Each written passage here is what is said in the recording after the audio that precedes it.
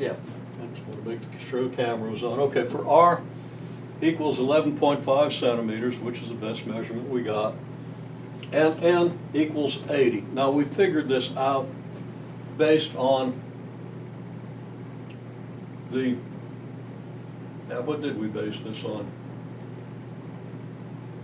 A couple of things we could base it on. One is that there's about 200 feet of wire at this gauge. I think I might have also given people the approximate mass, but I don't remember doing that. Anyhow, from the information provided on the wire, and this is just plain old Radio Shack magnet wire, here we go, and it's this one, the green one, says we've got about 200 feet of 30 gauge being the smallest.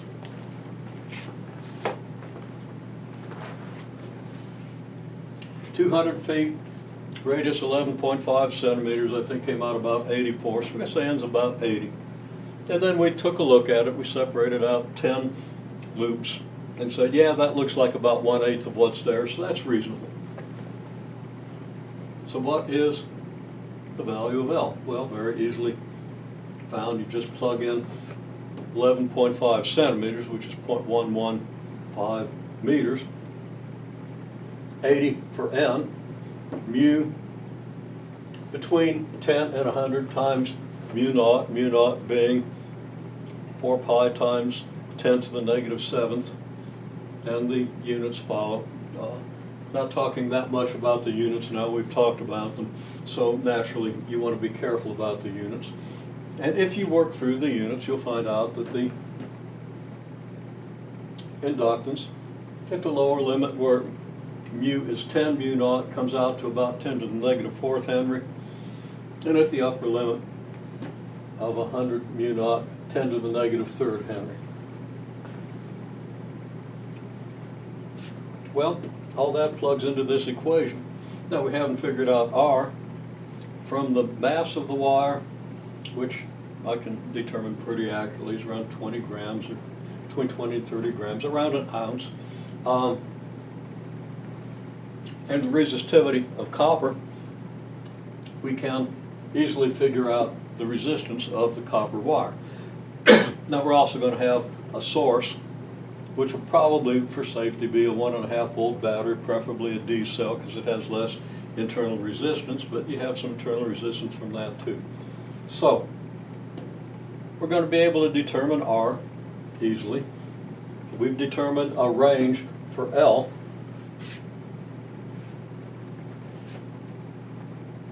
So we can write down our differential equation. Now our EMF, E of T, if we just use a straight D cell battery, it's going to be 1.5 volts. If we use, it's got to be close to 1.5 volts. We might measure it. It won't vary by much as long as we have a good battery.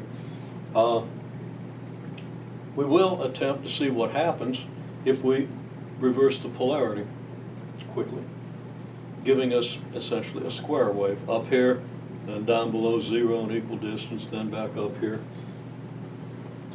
See if we can identify the exponential behavior as we change this source voltage. We'll also attempt to do it for a sine wave, either created artificially by a generator, but we can't create it that fast, so we probably use a function generator to do this. Okay, one way or another, we're going to have some predictable input EMF. And of course, this is a voltage drop across the across the inductor. This is a voltage drop across the resistor. So we need to solve this equation. Now, it's really easy to solve this equation. All you need is first-year calculus, and it's not even particularly difficult at the level of first-year calculus. I'm not going to go over that solution. Everybody's seen it. I'll just say, yeah, put the IR on this side. Then you're going to have di dt equals negative IR over L, which is then negative I times R over L.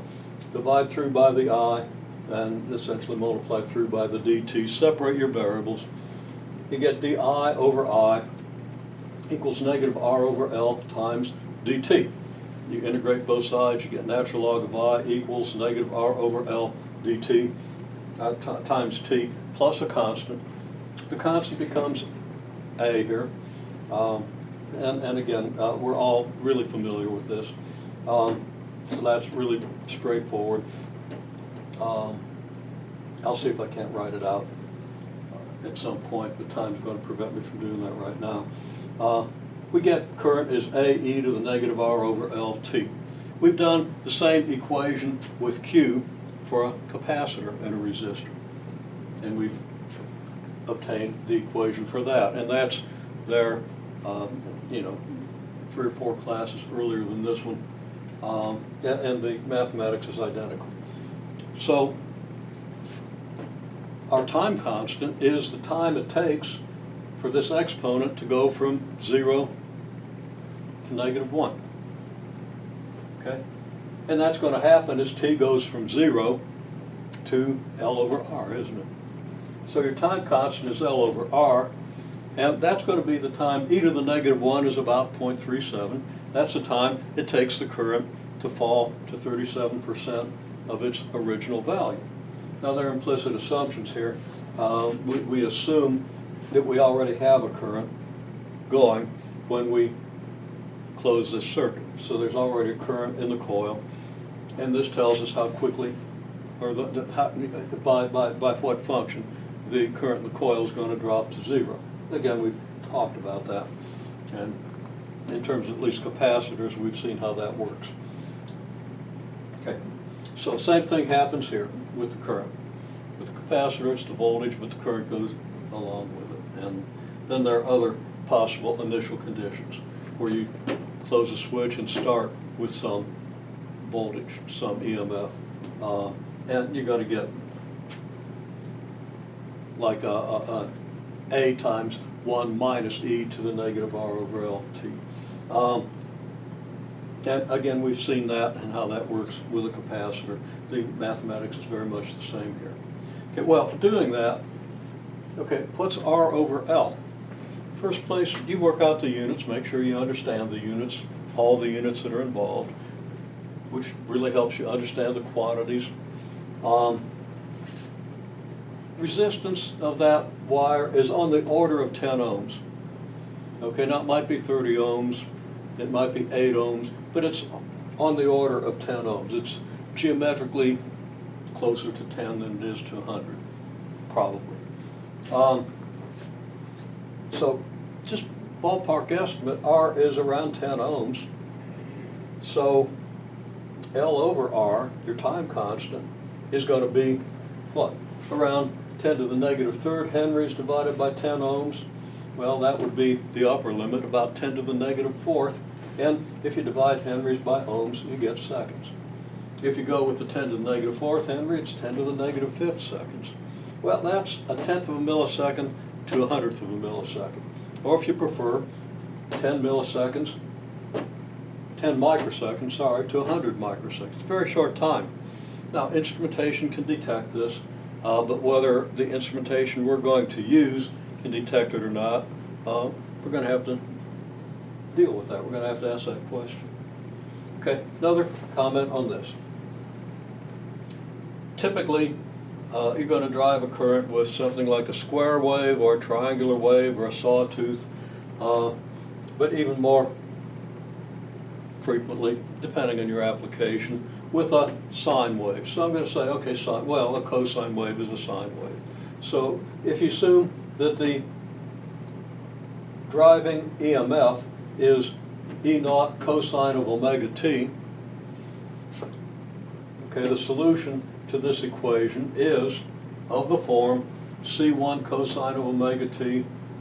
Whoa. Yeah, okay, never mind. Okay, the general solution to this equation is of this form, although it might be an A times 1 minus R over LT, plus this form. This form is the one that gives you this. If you use this form or the other one that I just mentioned and put it in here, the left-hand side, you're just going to get 0. If you put this into the left-hand side, you've got to get your potential function, okay, your EMF function. I'm looking for the right word. You've got to get your EMF function. In the case the EMF function is this, the only thing that you can put in for your current and get a multiple of cosine of omega t is some linear combination of cosine omega t and sine omega t.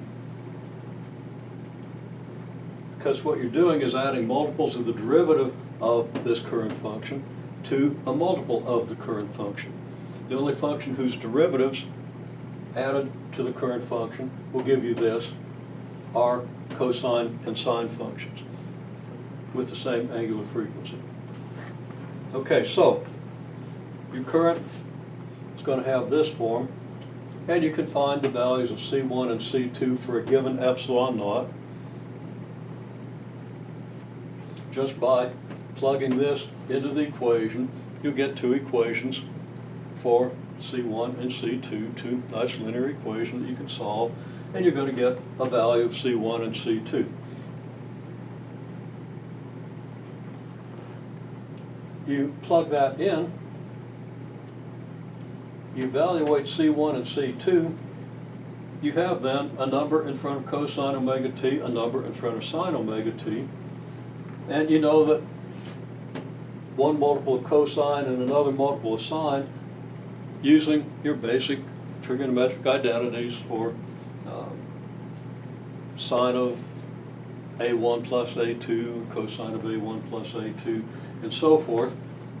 Very basic trigonometric identities that we learn in high school trigonometry. That the sum of these two can easily be expressed as some multiple of the cosine of omega t plus some phase angle phi. And what this shows you when you solve the equation is how the phase angle shifts in terms of the values of L and I and omega. Now, we do that in some detail. We're not going to do that right now, but this is the way it works out, and it's really pretty straightforward. You don't need anything more than just being able to do the derivatives and being able to do a little bit of trigonometry to come up with a solution.